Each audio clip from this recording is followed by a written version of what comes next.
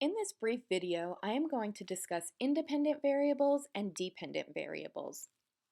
Not only is it important for you to understand the concept of independent and dependent variables to master the material in this course and to be successful on your BCBA exam, but you're going to continually use these concepts in your practice as a behavior analyst. As you know by now, behavior analysts use data to make data-based decisions regarding interventions for their clients. And so this is how you're going to decide whether or not an intervention is effective or not effective. The independent variable is the manipulated variable. This is the intervention. It's the thing that you're changing, and it's hypothesized to influence the dependent variable. So, for example, if I wanted to evaluate whether preferential seating increased on-task behavior, my independent variable would be the thing that I'm changing. So, where the child is sitting. Preferential seating would be our intervention. One of my tips for remembering that the independent variable is the intervention is that independent starts with I, and so does intervention. Dependent variables are sometimes called the responding variable or an outcome variable. This is the variable that you're measuring. It results in data or a number. So in our example before of whether or not preferential seating increased on-task behavior, the dependent variable would be on-task behavior, and you would describe how on-task behavior is going to be measured. When we are demonstrating experimental control, you'll hear that term a lot in this course. This is a predictable change in behavior, so a change in the dependent variable, that can be reliably produced by the systematic manipulation of some aspect of the person's environment. So it's the independent variable. When we're evaluating the effects of the independent variable, we want to make sure to hold all other variables constant so that the independent variable is the only thing that is being manipulated. And this is how we demonstrate experimental control. So if I wanted to go back to the example of preferential seating increasing on-task behavior, preferential seating would be the one thing that I'm changing. I would try to keep everything else constant so that I can determine if that intervention was effective. In this course, you are going to read a lot of articles, and believe it or not, learning to read an article is a skill. And so I want to help you break apart articles and learn to read them in a way that you are really understanding what you're reading. So when you read any article, I want you to look for clues about what the independent variable and the dependent variable are. And the first place that you can look to find this information is in the abstract. So the abstract is that paragraph right in the beginning of an article that provides an overview or a summary of the study. And in this paragraph, you may find, and you should find, information regarding the purpose of the study, including the independent variables, the dependent variables, and a summary of the main findings. This is where I look to decide if an article is appropriate for whatever I need it to be. And yeah, so the abstract is the first thing that you should read. The next thing that I read for clues about the independent and dependent variables is the introduction, but I focus in on the last 1 to 2 paragraphs of the introduction.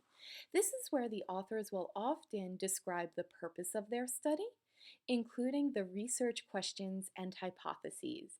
And so very often you can find information regarding the independent and dependent variables at the very end of the introduction.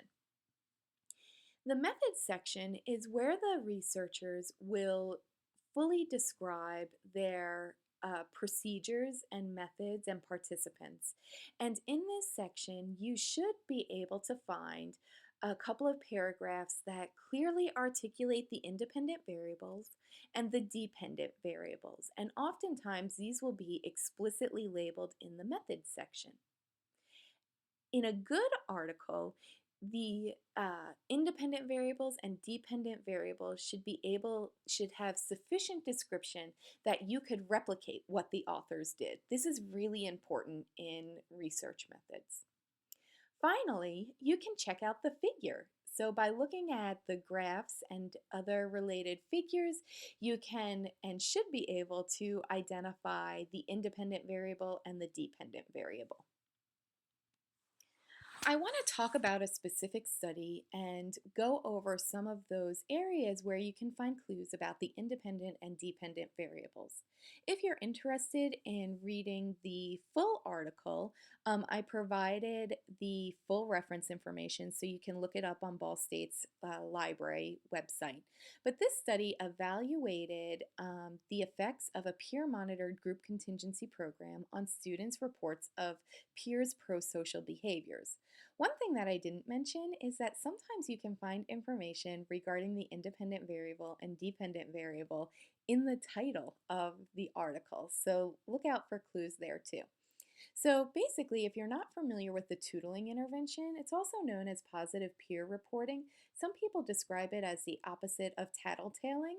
So instead of the teacher attending to children who are tattletaling and saying negative things about their peers, they're encouraged to provide toodles or positive peer reports and point out the things that their peers are doing well to the teacher. It's a neat intervention that's worth looking into and putting in your toolbox of interventions, especially for those of you who work in school settings. So here is the research summary. This is a paragraph that I took from the last paragraph of the introduction. I suggest pausing this video right now and reading through this. And I want you to try to figure out what the dependent and independent variables are. So some of the things that jumped out to me when I read this paragraph was I've highlighted in red. So we wanted to increase tootling. The researchers evaluated an interdependent group-oriented contingencies to reinforce pro-social behavior reporting, that's tootling, and then they also used a public posting to monitor the class's progress. So take a minute and think about what the independent variables and dependent variables may be. So what are the independent variables in this study? Did you guess interdependent group-oriented contingencies and public posting? This is the independent variable. This is what was manipulated in order to increase or change the dependent variable. If you selected tootling, don't worry, that is understandable. I know that this can get a little confusing, but that is not the independent variable in this study. The independent variable is the group-oriented contingencies and public posting. So now let's consider what the dependent variables are. In this study, the dependent variables are the daily number of toodles. And you can see those, sometimes people will put them on, little post-it notes. So now I told you that you can find information about independent and dependent variables in the figure. A lot of times when I'm reading an article, I will read the abstract first, and then I skip over and I look at the figures. And this gives me a lot of information about the study. I don't usually read articles from start to finish. I skip around to get the information that's important. So when looking at this figure, and you'll get really good at looking at graphs this semester, but when looking at this figure, the first thing that I want you to look at is the figure caption. The figure caption tells you the daily number of, it tells you what the figure is, what you're looking at.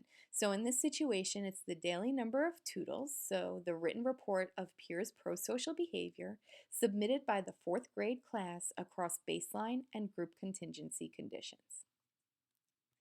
The next thing that you'll notice is the independent variable. This is the intervention, the thing that we are manipulating. So you can find that information on the top of the figure. you always want to label your phase changes. And so here we see that the group contingency, excuse me, or intervention is labeled clearly at the top of the graph. And then the dependent variables are listed on the y-axis. This is the outcome variable, in this case, the daily number of toodles. I hope that you enjoyed this video and that it helped you to understand independent variables and dependent variables and where you can access information regarding these in an article.